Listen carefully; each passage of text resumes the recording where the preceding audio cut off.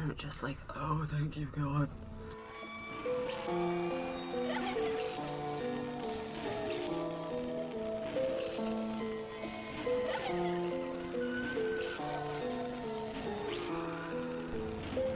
Welcome to Blood, Guts, and Boobs. I'm Olivia. And I'm Kendrah. This is a paranormal and true crime podcast here to frighten you and make you question the world that we live in. So sit back, relax, and let's dive into this. Listener discretion is advised, as these podcasts are not for the faint of heart, nor are they PG. Hey everyone, and welcome back to a very important and special episode of Blood, Guts, and Boobs. Ooh. Happy 1 year, Olivia! Yes! Before I start us off, Olivia and I want to say thank you to every single listener over the last year.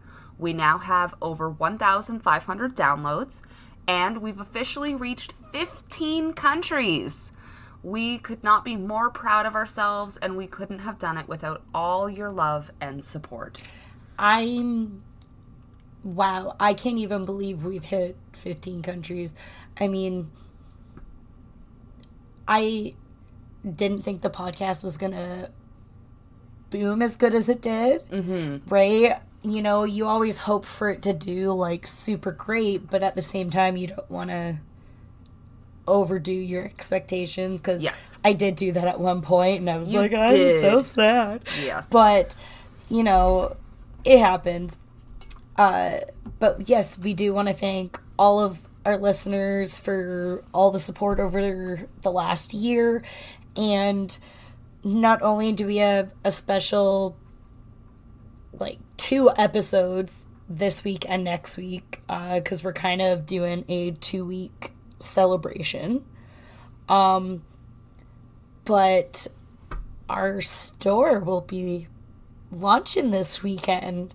Woo! Woo! We're gonna have a couple t-shirts and some other goodies on there for you guys if you want to check it out. The link will be in the description below, and it'll be on our social media, the blog. The blog will even has a merch page for anyone that hasn't been on it, so that once you click it, it'll take you right to the store. So excellent. That's our gift to you guys for being so supportive over the last year.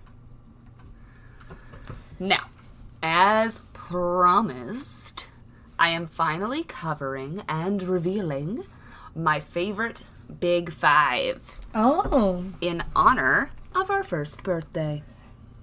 Please prepare for the one, the only, the lady killer, the campus killer, Mr. Theodore Bundy. Bam, bam, bam, bam, bam, bam. Maybe for our 2-year birthday, we'll get a soundboard, and I don't have to make the noises anymore. It'll just be like already there. Also, because I love him so much, and he was such a crazy bastard, fucking radio. I will be doing my third 2-part episode. Woo. Today, I will be covering his background and span of crimes up until right around his arrest. Okay. So, Theodore Robert Cowell was born on November 24th, 1946, to Elizabeth Cowell. She was unwed and 22. She had extremely religious parents who did not approve of her choice. Having a baby without a husband was extremely scandalous in the 40s. So scandalous. Almost as bad as showing your ankles, okay? Ted was then raised by his grandparents as a adopted baby for the first few years of his life, thinking that his mother was his sister. Oh. Mm-hmm. Okay. I think I did know that, but it still shocks me every time. Like, yes. Because it's just like Daisy Lee Duggar with her kids. Mm-hmm. And how her kid didn't know she was their mom until, like, they were free. Like, I get why he's a little messed up. Or like Elizabeth Fritzl. That whole one's really messed up with that too. So anyways, enough about others. There are some claims that Ted's birth certificate states that a salesman and Air Force veteran named Lloyd Marshall is his father, but other claims state that his father is not named on the birth certificate. There was also suspicion by some family members that Elizabeth's father was actually Ted's father as well. Oh, that fact always grosses me out. Mm-hmm. And if it's true... Explains a little bit. I was going to say, I don't want to say it explains a lot, but it explains a lot. Explains a little bit. When Ted was a toddler, though, he and his mother moved to Tacoma, Washington. In 1951, Elizabeth married Johnny Bundy. The couple had 4 other children together, and then Johnny adopted Ted, which is why his name was no longer Cowell and is now the famous Bundy. They seemed like a very happy family. Teddy boy was already showing signs of being a little bit, quote, different than other children. By age 3, he already had a extreme fascination with knives. Oh. Mm-hmm. Ted was very intelligent and did well in school. He struggled socially, though, with making friends. He later claimed that he didn't know what made people want to be friends. I mean, I get it. Ew.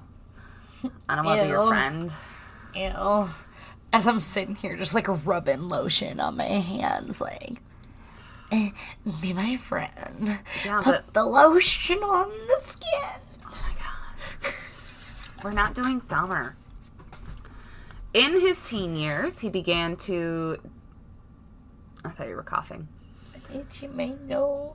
In his teen years, he began to drink heavily and wander his neighborhood, peeping through women's windows in hopes of seeing them undress. Oh. He was also arrested twice on suspicion of burglary and auto theft. But when he turned 18, though, his record was expunged. Ted graduated high school in 1965 and went to several colleges. He began at the University of Puget Sound. He attended there for 1 year before transferring to the University of Washington. His major at these schools was Chinese. I totally wanted to say Puget. Yeah, I wasn't sure. Because I'm like, pugs. Puget. While in Washington, he met and fell in love with a woman. She is most commonly known as Stephanie Brooks in Ted Bundy biographies. He was attracted to everything about her. She had class, influence, money, everything that Ted wanted. In 1968, he dropped out of college and worked several minimum wage jobs. Later that year, Stephanie ended their relationship and moved back to California. And a lot of things say that she kind of ended it because he seemed very unmotivated and just, she was not having it. This completely devastated Ted. It's been stated that this was an extremely pivotal moment in his life, was the breakup. He traveled east and eventually enrolled in Temple University for 1 semester. Real quick. So I know, like, she had, like, status and money and stuff, and that's what he wanted. But I'm sure he did see a future with her, so I get why he's probably pretty devastated. Men always try to play off that they're so tough in breakups, but, like, come on. Yeah. They're pretty emotional with that stuff, too. People are. Yeah, and I could see that causing stuff, especially, like, with his parental situation and... At this point, most things say that he was still kind of unaware of his full parentage, though. It's said that he didn't really find that out until about 1969. Okay. So, within that same year, by the fall of 1969, Ted was back in Washington. He met and began dating Elizabeth Clover, which is a pretty well-known girlfriend of his. Yeah. Yeah. She was a single mother from Ogden, Utah. Ted became a father figure to Elizabeth's 3-year-old daughter, Molly, and they were together until Molly was about 10. Okay.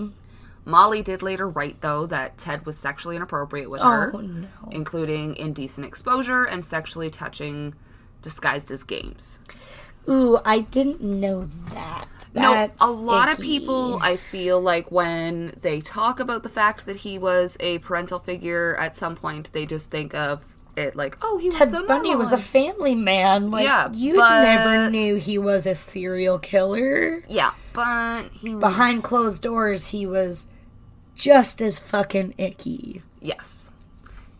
In mid-1970, Ted had a complete new mindset. He became extremely goal-oriented, and he re-enrolled in the University of Washington. He became an honor student, and his professors loved him. In 1971, Bundy began working at Seattle's Suicide Hotline Crisis Center, which a lot of people know. And while there, he met Anne Rule, a former police officer who was an aspiring crime writer. Oh, what are the odds that we are also, like, aspiring crime fanatics? She would later write one of the most famous Ted Bundy biographies, as the pair became very close. She stated that she saw nothing wrong with Ted's personality back then. She even described him as kind and empathetic. I'm curious. At what age he started doing, like, really fucked up shit? Like, I know at 3 you said he was obsessed with knives, but I mean, like, the icky stuff. Well, we kind of get into that a little bit this episode. I'm like, oof. So he graduated the University of Washington in 1972 with a psychology major.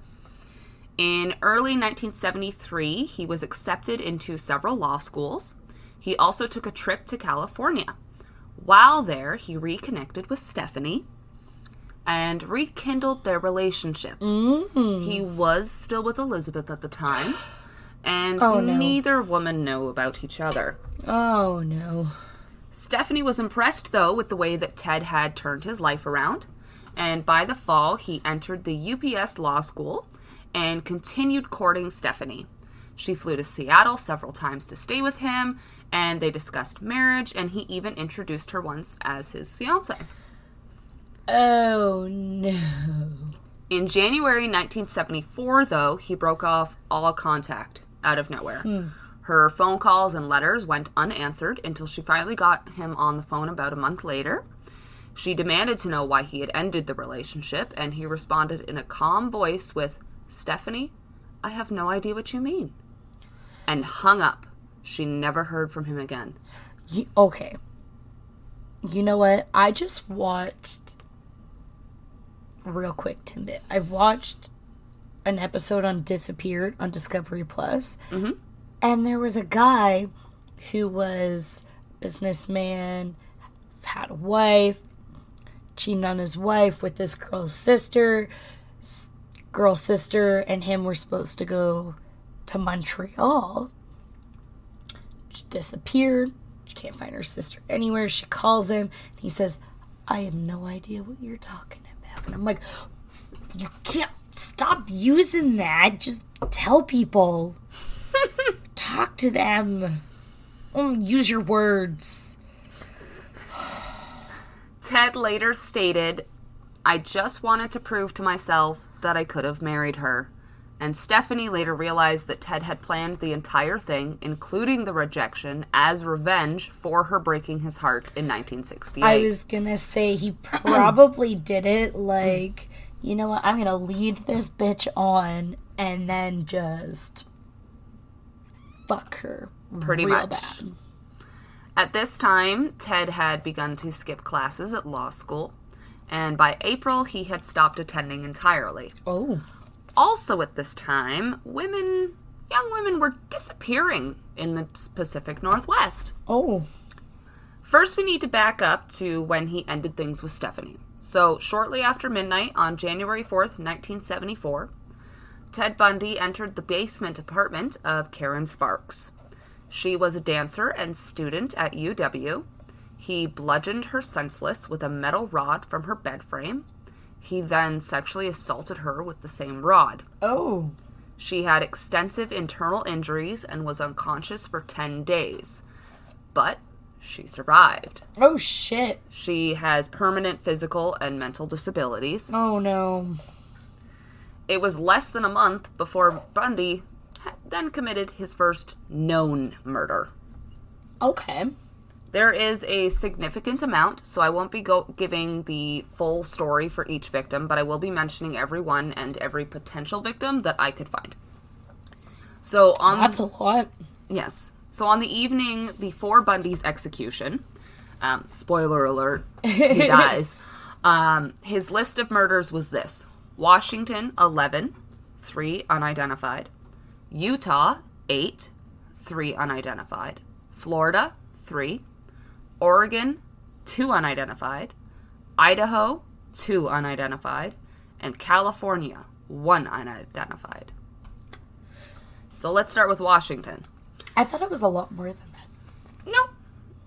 I mean, his suspected list makes it seem a little bit bigger, but his confirmed cases is about 30. So, let's start with Washington. On February 1st, 1974, Ted bludgeoned 21-year-old Linda Ann Healy while she was sleeping. He abducted her. Her skull and mandible were discovered at Taylor Mountain. Oh.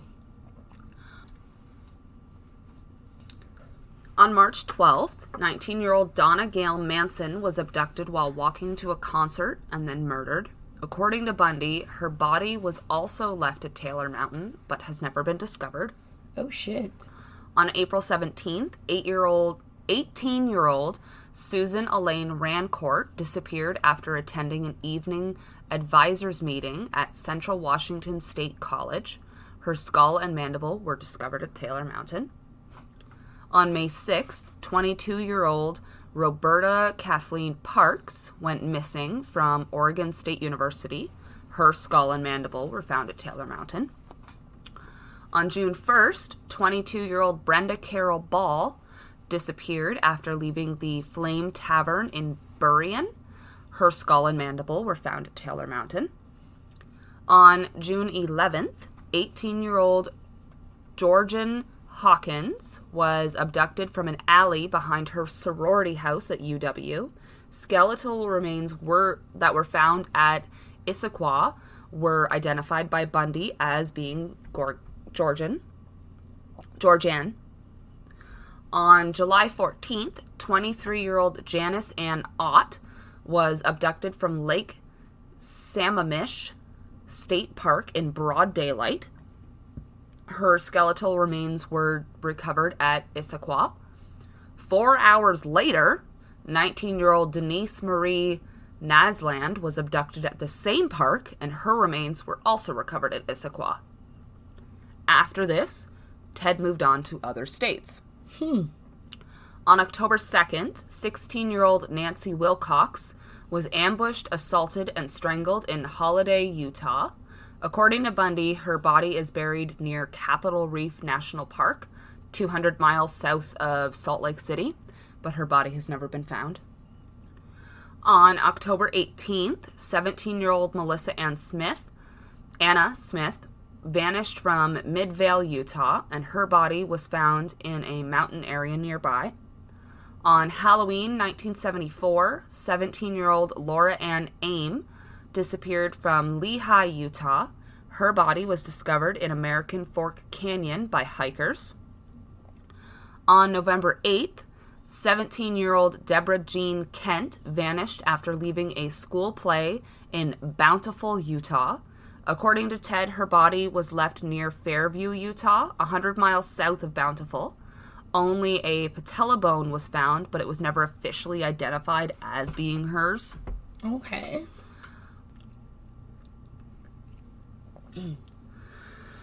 On January 12th, 1975, 23-year-old Karen Eileen Campbell disappeared from a hotel in Snowmass, Colorado. Her body was found dumped on a dirt road nearby.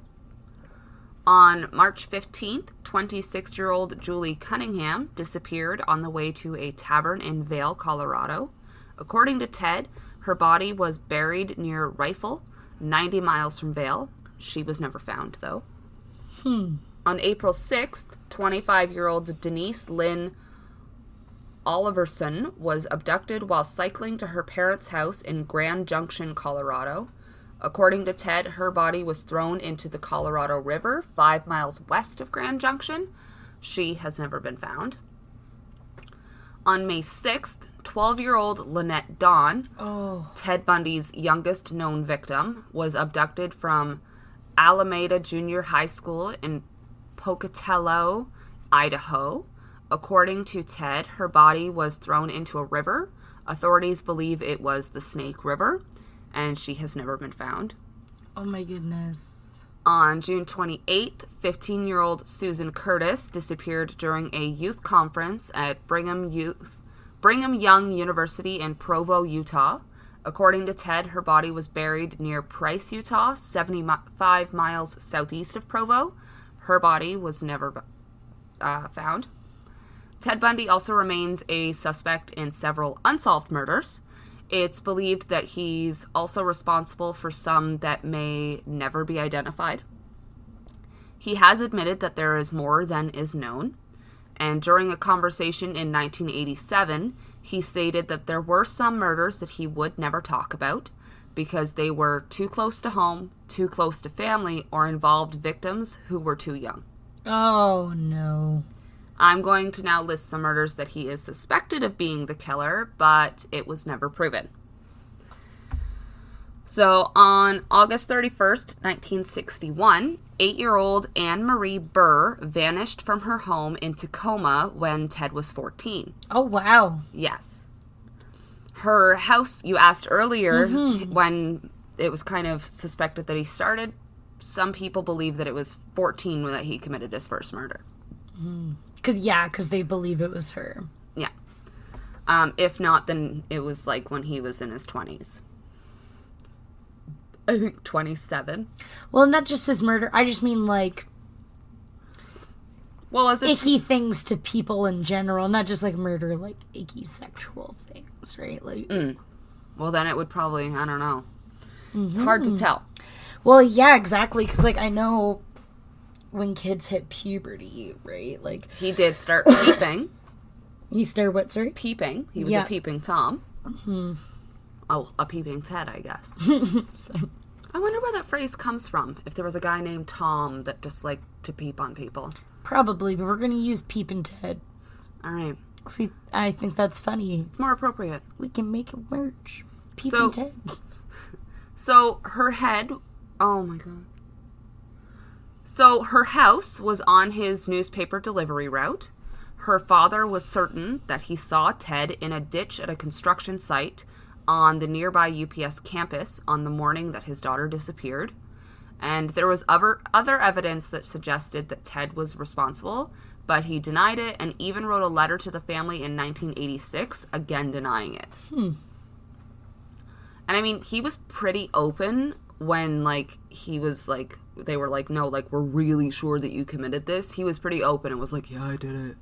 But it was noted later that her murder consisted of all three of Ted's no discussion categories. She was close to home, she was close to family, and she was very young.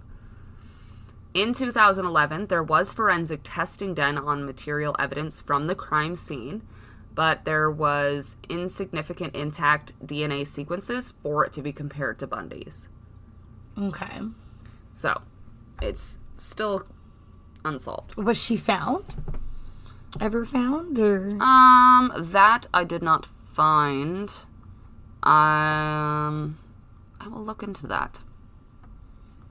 I would assume if they did some testing that. Let's see. Right? Because if there was insignificant DNA.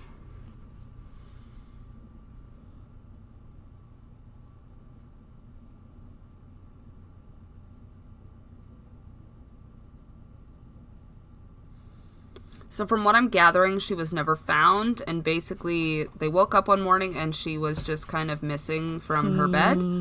And kind of like that girl in Toronto or whatever. They think she might have been a victim of amnesia, but they also thought she might have been kidnapped, and no one really knows what happened. I feel like if she was a victim of amnesia, I know it can happen for a long time, but I feel like she would have woke up eventually. Mm-hmm. But so, moving on. On June 23rd, 1966, 20-year-old flight attendants Lisa E. Wick and Lonnie Trumbell were bludgeoned while they slept in their apartment with a piece of wood in Seattle. This was near the Safeway store that Ted was working at, and the women were known to shop there. Lonnie died in the attack, but Lisa did survive. There was never any proof that Ted committed this crime, but it was extremely similar to his very last murders that I will not be mentioning today. On May 30th, 1969, 19-year-olds Susan Davis and Elizabeth Perry were stabbed to death while on vacation. Their cars were found near the Garden State Parkway in Summers Point, New Jersey. Their bodies were found in nearby woods 3 days later. One victim was fully clothed, and the other was completely naked. Ted told forensic pathologist Art Norman that his first murder was 2 women in the Philadelphia area. okay. But they have no idea who they were.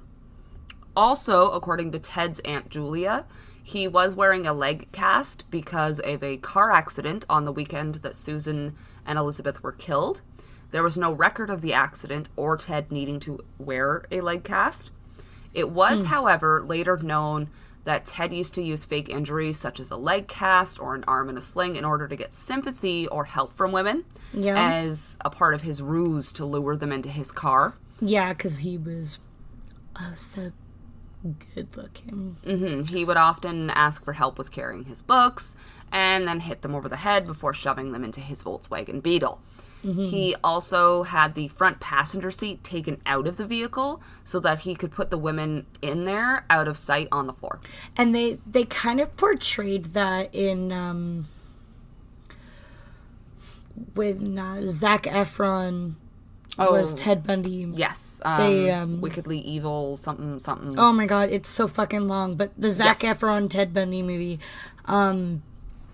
they did portray him using like casts and stuff when he was luring women, and then they showed the car, and that's really how it was. Yeah, that's so fucked.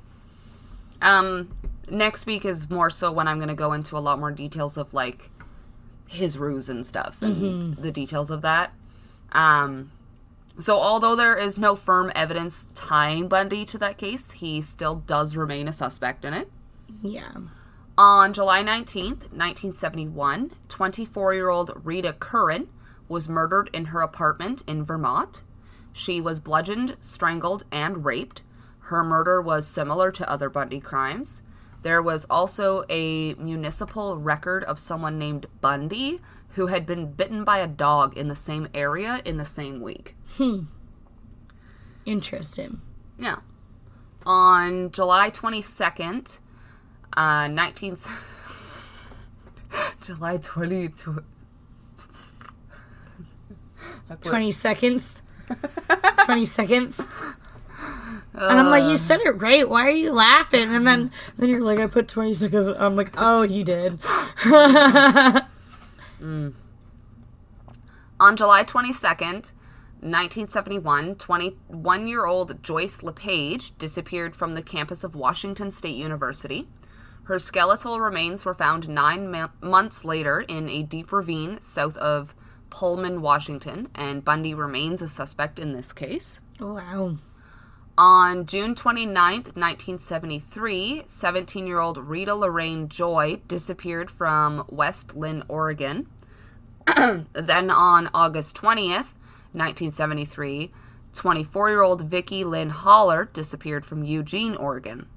Ted did confess to 2 murders in Oregon, but never identified who the victims were. Oregon detectives suspected that they were Rita and Vicky, but they never got the chance to interview him. Yeah, I mean, if their disappearances were similar of fashion to his, I get why, right, I get it. Yeah. On May 27th, 1974, 14-year-old Brenda Joy Baker, which was hitchhiking near Puyallup, Washington. Her body was found in Miller-Sylvania State Park about a month later. Bundy denied responsibility for her death. On July 1st, 1974, 19-year-old Sandra Jean Weaver disappeared from Salt Lake City. Her naked body was discovered the next day near Grand Junction, Colorado. It's believed that Bundy mentioned her name during his last interview, but it can't be confirmed. On August 2nd, 1974, 20-year-old Carol L. Valenzuela disappeared while hitchhiking near Vancouver, Washington. Her remains were discovered in a shallow grave 2 months later, south of Olympia, along with the remains of another victim, later identified as 17-year-old Martha Morrison, who had disappeared on September 1st, 1974 in Eugene, Oregon. Both women had long hair parted in the middle, like most of Bundy's victims. Ted had driven from Seattle to Salt Lake City in August 1974 and could have easily passed through Vancouver and Eugene. Yeah, possible. On April 15th, 1975, 18-year-old Melanie Suzanne Cooley disappeared after leaving her school in Nederland, Colorado, 50 miles from Denver. Her body was discovered 2 weeks later by maintenance workers in Coal Creek Canyon, 20 miles away. There were gas receipts that tied Bundy to the area at the time of the murder, but the case remains unsolved. I'm almost done, guys. On July 1st, 1975, 24-year-old Shelly Ray Robertson failed to show up for work in Golden, Colorado.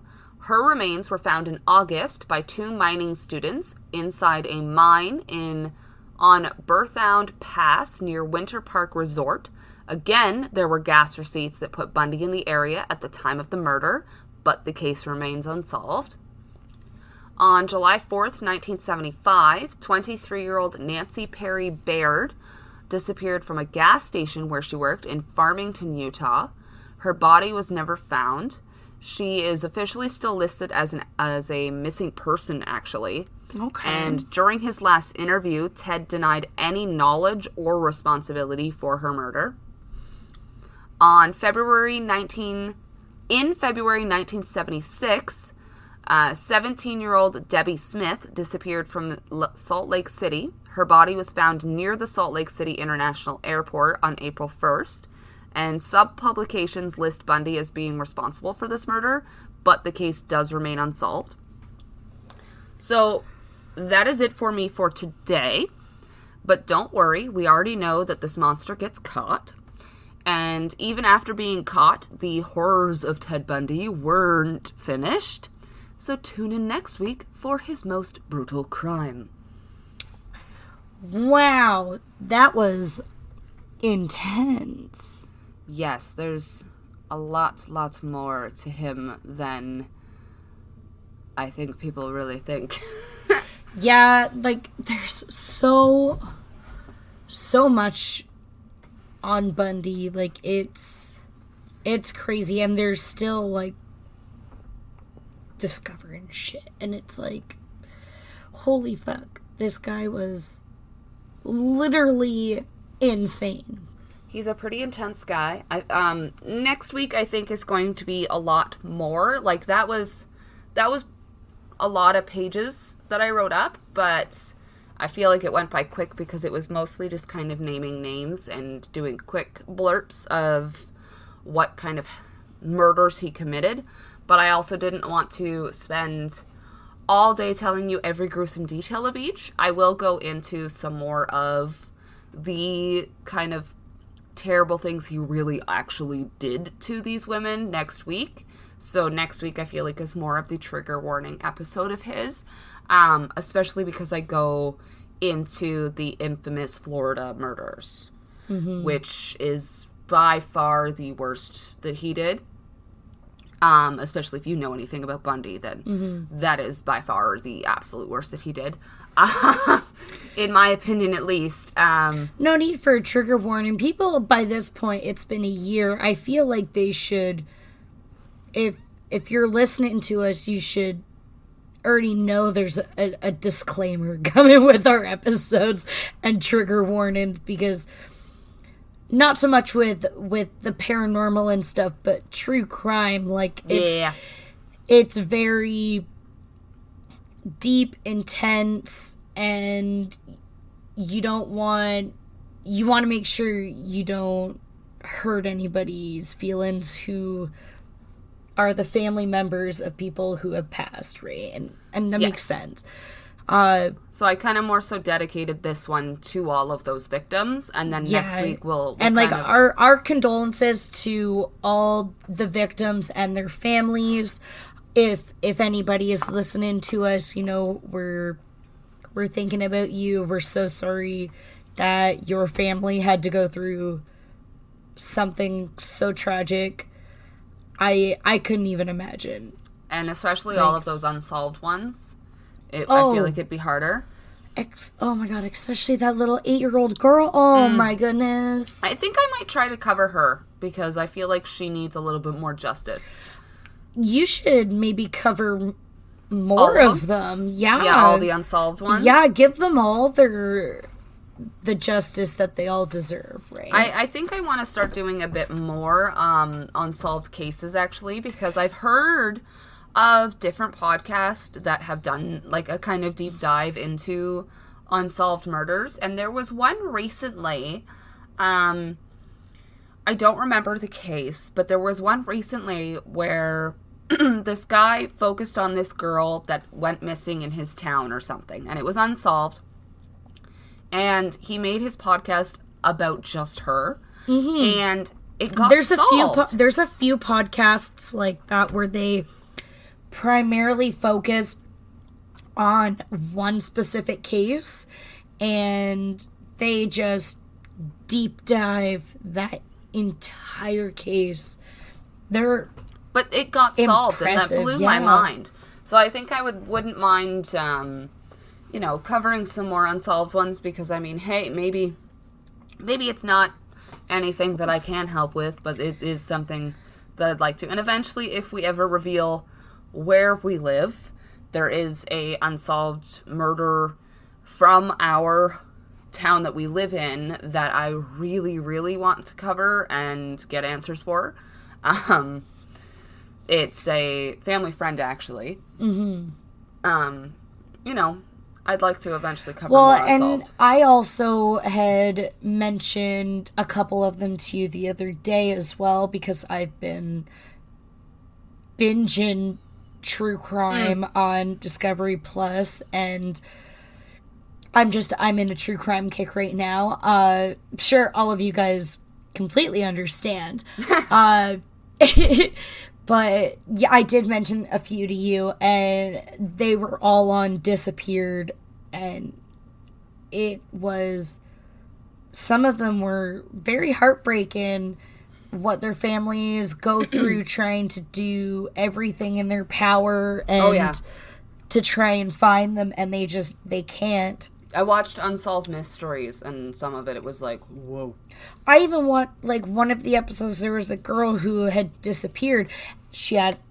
Turns out she had amnesia. She was global amnesia or whatever, and she was gone for about 3 weeks, and she was like 600 miles away. Because apparently when you're in a amnesia state, your body still functions, you're just not present. Kind of like an absent seizure almost. You still have like fight or flight responses, like your body will still take care of you, feed you, bathe you. So you're almost on like autopilot. Yes, basically you're on autopilot. Interesting. Yeah, that's pretty crazy, eh? So anyways, what do you have for us today? So today, or I guess this week, my case is kind of paranormal. I would say more just like supernatural in general. It does have some true crime in it, but it's more on like Kendrah, do you believe in like twins having like a weird connection? Like telepathy and shit? Yeah, like they have their own. Yes. Yeah, twins are spooky. Well, We should have got your friend, your other best friend that's a twin, to come on for this. oh part. yeah. Well, I also have twins run in my family. They're fraternal, and my cousins are twins. They, if you're listening, hi. They're over in the UK there. Also, hi, Olivia's other best friend that's a twin. Yes. And hi to any other twins that are listening. Hi, twins. Because today I'm going to be covering the silent twins. I know all about this case. Yeah. Because it's creepy, it's weird. They are so weird. It's a really brain cool teaser. case. It's a brain teaser on this whole thing. And it puts the twin stuff into a weird perspective. Yeah, I took a little bit of a weird deep dive into this case once. That was like, There's it's not true crime, but it's like a almost in that sort of era. It's like in the middle. Yeah. It's in the middle. It's So like I perfect. took a veer to it the one night. Real quick before we start, I am gonna give out a shameless like self shout out, not self shout out, but like shameless shout out to the Rock Shop in southwestern Ontario. It is a new store that opened, and they don't know, like, I'm doing this out of my own heart because I absolutely loved this store when I went in, and the customer service was amazing. And anybody who is in southwestern Ontario and collects like rocks, crystals, gemstones, it is an amazing place to go to. They have amazing prices, and oh my god, they're so beautiful. If anyone has my actual Instagram account, I do have pictures on there, and if anyone else wants to see them, we can post them on Instagram as well. They're pretty cool. Some of the little rocks they got. Kendra's not into this stuff, but I have a bazillion fucking rocks and crystals on my desk. Yes, you do. And like my friend introduced me to that store, and she's the one that actually gave me the idea for this case today, so shout out to Sarah, because she's the one that suggested a creepy twin case. So Excellent. yes. So Aubry and Gloria Gibbons were a young Caribbean family. Aubry was working in the Royal Air Force as a technician, and Gloria was a housewife. They moved from Barbados to the UK in the early 60s. They had 2 children when they had moved at the time to the UK. Greta, who was born in 1957, and David, who was born in 1959. The Gibbons welcomed identical twins June and Jennifer on April 11th of 1963. They were born in the military hospital in Yemen, where Aubry had been deployed. And in 1967, they welcomed Rose, their other child, last child. And by 1974, the family had moved to Wales. All right. So I they... didn't know about the other kids. Yeah.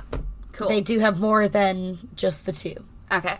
So 5 in total, right? Yeah, 5. Yeah, 5. I was like, fuck me, I'm That's tired. Math. I'm like, is it 5? Yes. By the way, guys, it's almost 1:30 in the morning right now. So being the only colored family in the area, it was extremely difficult for the girls to make friends. So this caused them to become very isolated and closed off from others, which made them only want to communicate with each other. June and Jennifer would hide in their rooms the second they were home from school and just lock themselves away. Their parents would have to leave food outside of the door for when they were hungry.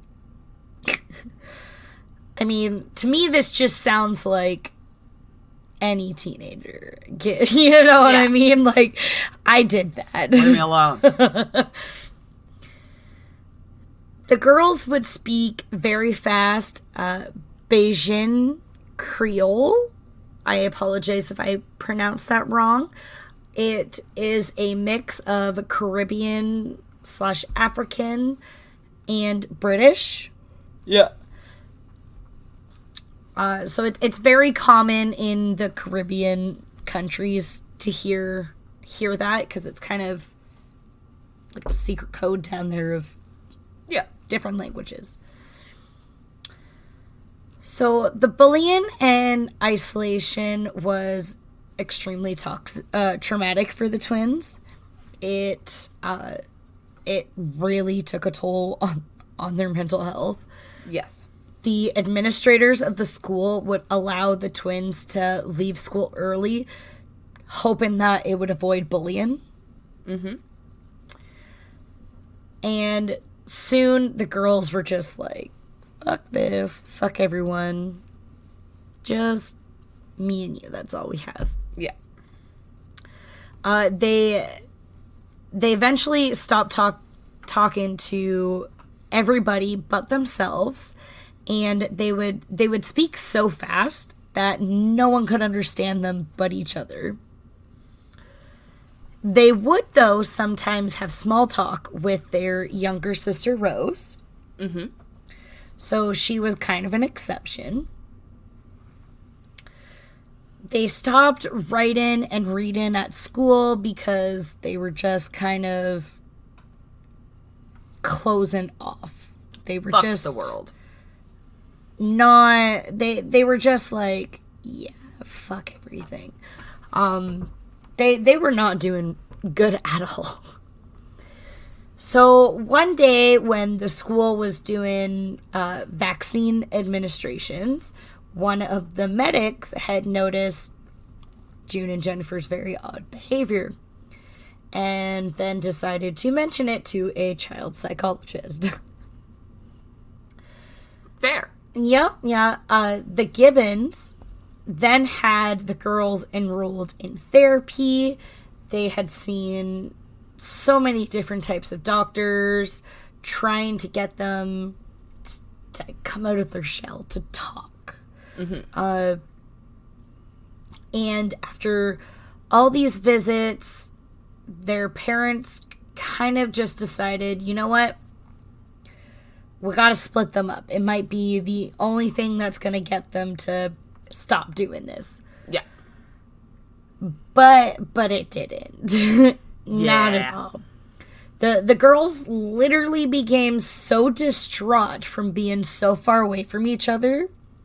They went into a catatonic state. Like, they just freeze framed into, like, and just shut down completely. Like, they just didn't know how to function anymore. It wasn't working, so the Gibbons brought the girls back home and kept them together again.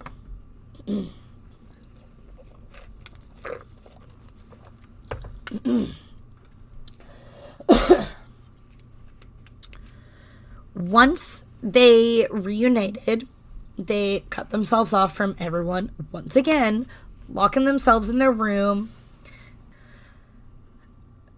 They would play with dolls and create soap operas, skits, plays, just what kids do. They would tape themselves reading some of the stories they would create out loud and gift those tapes to their little sister Rose.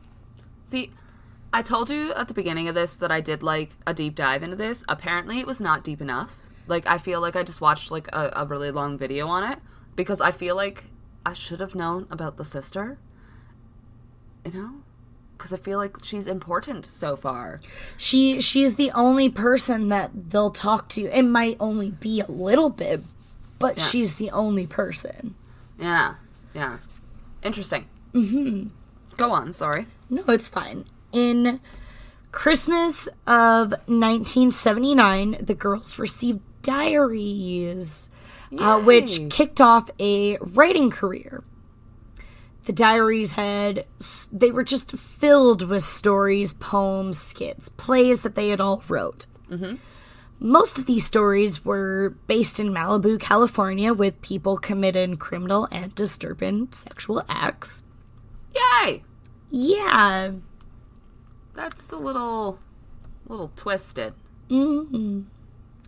And, like, it also, these diaries, I'll get into it a little bit, but these diaries, they also had, like, really disturbing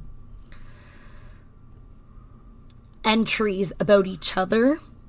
Oh. Mm-hmm.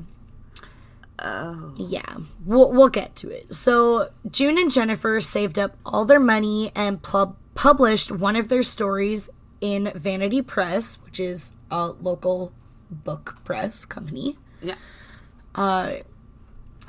The twins did try to publish a couple other stories, but were unsuccessful at doing so. The story that they had first published is the only one that ever got published out of all of their books. And it is only available in 5 libraries around the entire world. That's crazy. Mm-hmm. I want one. Right? Most of their diary entries involve June claiming Jennifer as her shadow and wondering if she would still be able to live if her shadow had died. Weird. Jennifer would write that the two of them were enemies more than friends. Jennifer also somewhat predicted her own death in a diary entry almost. Mm-hmm. It's weird. Yes. So we're gonna jump forward just a couple years now. When June and Jennifer were in their late teens, they started to use drugs and alcohol, like heavily drinking, and so much marijuana. Mm-hmm. By 1981, the twins also began doing a lot of criminal activities, like petty theft, vandalism, arson. June had even been caught trying to drown Jennifer once in a local river. Oh, okay. Yeah. Jennifer had a cord and also tried to strangle June with it. They were very violent with each other. Okay. This eventually got them in trouble, and they were sentenced to stay indefinitely at Broadmoor Hospital, which is an extremely high security mental health facility. Like, it's got the barbed wires. Oh, yeah. It's heavy duty. I've heard of Broadmoor. Oh, yeah. Well, I'm just explaining it for the listeners, right? Sometimes I forget other people are listening. Yeah. It's like we're just talking. And they were sentenced there due to the Mental Health Act in 1983 that had come out. June believes they were at the hospital for 12 years, unlike the 2 years juvenile delinquents normally get, because her and her sister were silent with their selective muteness. Mm-hmm. They had even written a letter to the Queen asking her to approve of them to be released. Huh. I didn't know that one. Interesting.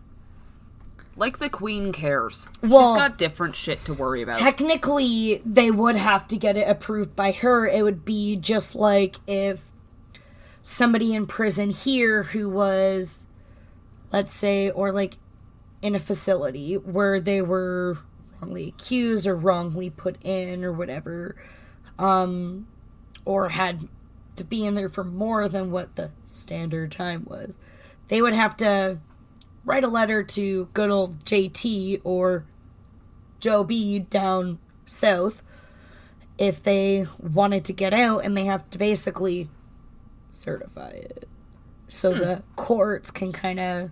But I'm saying, I'm it. sure the Queen has better shit to do. Oh, 1,000%. I bet you she didn't even read it. No. But someone else going through her mail was like, junk. Unfortunately, as bad as it is to say, that's probably what happened. Mm-hmm. Especially because this was also back in the 80s. I'm not saying that race had to do anything with it, but I'm sure that also played a role. I'm also not saying that the Queen doesn't care about her subjects. Well, exactly. I'm but sure the Queen is a lovely lady. This is and probably... I mean, yay, she got over COVID. Yay. But this is probably something that was a little less... There were probably more important matters that needed to be dealt with, basically. Probably. The 80s unfortunately. The 80s was a weird time. The 80s was a weird time all over the whole fucking world, man. So, during their stay, the twins were heavily medicated with antipsychotics, which led them to be unable to concentrate on, like, anything. Jennifer had been diagnosed with tardive dyskinesia. What is that? It is a neurological disorder that involves rapid jerking or slow movements. The movements are spontaneous and repetitive. So kind of like tics, right? So kind of like Tourette's? I would assume it's similar. In the same kind of umbrella. Yeah. Okay, interesting. I've never heard of that. The only thing is with this, 20% of people diagnosed with it say it affects their daily life. So it's really hard to have your daily way of life. And it is also a side effect for people who are on long-term antipsychotics or metoclopramide, which are dopamine receptor blocking meds. Okay. So it's, in a sense, I would say, like you had mentioned, like with Tourette's, it's similar, except for Tourette's you're born with. This is more developed for medication, kind of. Yep. June and Jennifer, what was it? Half asleep. Oh, sorry. I'm almost done. Okay. June and Jennifer tried to write in their diaries again while they were at the hospital, but lost interest due to the medication. Mm-hmm. They did, though, join the hospital choir during their stay. So they would sing? They would sing with people. Well, interesting. Mm-hmm. That's interesting. That they won't talk to other people, but they would sing well, with that's people. if they sang. Oh, maybe they just swayed in the Or background. maybe they played the piano, like an instrument for them. Who knows? So, years later, the twins were being transferred from Broadmoor to Caswell Clinic in Wales in March of 1993. It was a much more open setting for the twins. Much more... It was just better. During their trip over, Jennifer became unresponsive. Mm-hmm. She was taken to the nearest hospital where she had passed away at the age of 29 from myocarditis. Myocarditis. Oh, myocarditis. I watch a lot of Grey's Anatomy. My brain fucking like cut half the letters out. Yeah. I'm just going to read it. She was taken to the nearest hospital where she had passed away at the age of 29 from myocarditis. Myocarditis. It's so late, I can't talk. Which is a sudden inflammation of the heart. After tests were done, there were no signs of poison or drugs in her system. They are still stumped today on how she had passed. Now, we're going to go back just a little bit. While the twins were at Broadmoor, they started to believe that one of them had to die. Mm-hmm. So they kind of made a pact with one another.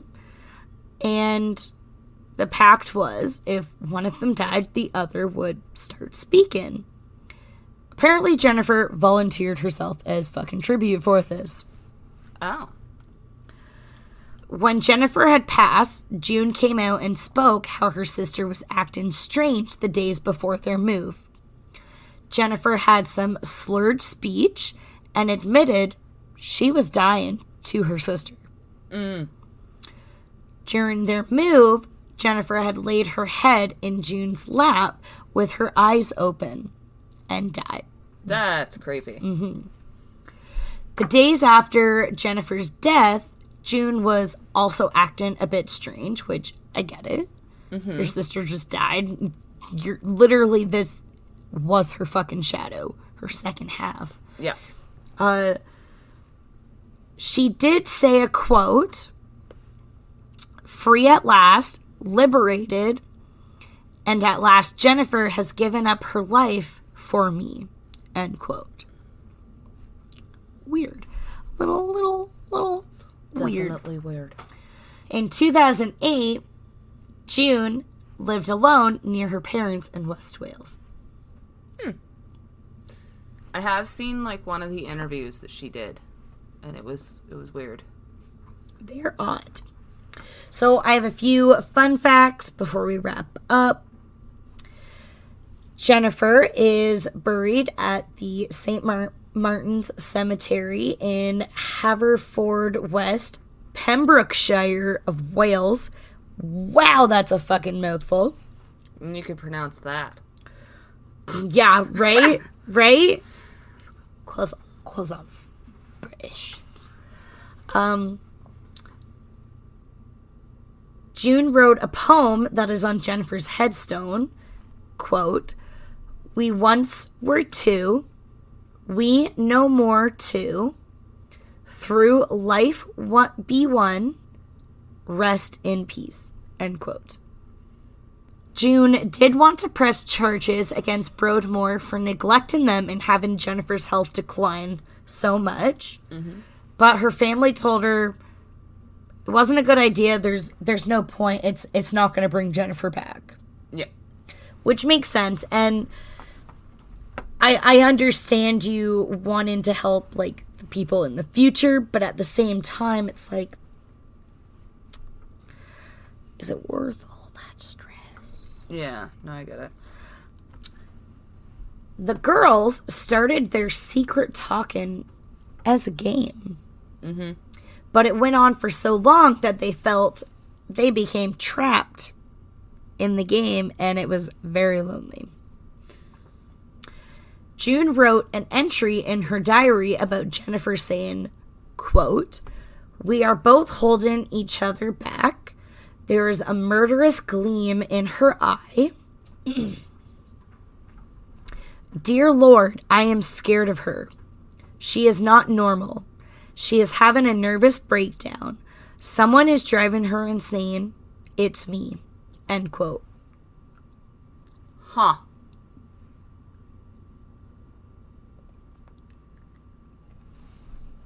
Yeah, their diary entries were interesting. Other entries that were in their diary described them as feeling possessed and tortured from their extremely close relationship. Mm-hmm. They also had walked in sync with each other during their younger years, and if somebody would glance at them, they would stay still until the person walked away. It was like fucking freeze tag. I knew that one. It was like freeze tag. That was weird. In 1998, a band called Manic Street Preachers wrote a song called Tsunami that was inspired by the Silent Twins. In 1986, Marjorie Wallace wrote a book called The Silent Twins. It's probably one of the most well-known books, documentary things out there on June and Jennifer. There is currently a film in production by Polish director Agnieszka Szmozinska. I am so... Oh my god. Because I know CZ is an age. Smohinska? Sure. Called The Silent Twins. I am so sorry if I pronounced your name. I probably butchered it. I'm sure he's not listening. No, but if any other like Polish people are listening, they might just be like, "Oh fuck." I'm pretty sure out of our after last week and this week, all the Polish. I'm pretty sure out of our 15 countries, we have not reached Poland.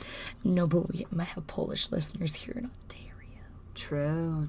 My friend Kate is Polish. She might be shit at speaking Polish, as I mentioned in the last episode, our Canadian episode. I only know a couple Polish words. But yeah.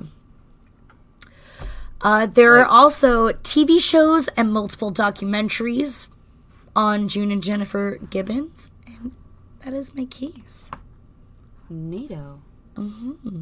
What are your Polish words? Do you know any swear words? I don't. Yes. I used to know how to say bitch in Polish, because there was this one lady at work, Kakorva. And she used to go, hello, Kakorva. And I would go, Kakorva. And it was like, hey, bitch. I'm probably butchering how you pronounce it, but it would be like, she used to say, hey, bitch, to me every day at work. I love it. And then I'm going to pronounce them all wrong, but I know, like, glasses is like Ukalara or something like that. Ukalara? Ukalara. Something like that. Ukalara. And like school is like szkola. Szkola. Well, that makes sense. That one makes sense. But yeah, that's all I got. That's my best effort. And if they're all wrong, let me know. Yes, please correct us, because we are really trying really hard at pronouncing words. Anything. Even English. It's hard. It's hard. Even English. Like, if I didn't have to talk so clearly on here, and it was my regular voice, I don't think you guys would be able to understand me. I fucking talk so fast, though. So fast. All right. Anyways. I think that is everything for this week. Hope you guys have a great week, and thank you again to all of our listeners for supporting us in the last year, and expect our store again. It'll be out. Thank you. Goodbye. Happy 1 year. Happy 1 year. Happy birthday to us.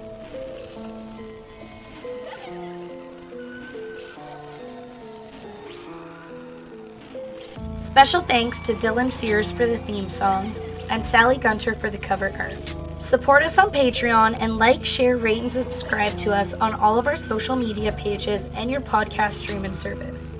Do you have any personal stories or suggestions for the show? Email us at bloodgutsandbooze@gmail.com.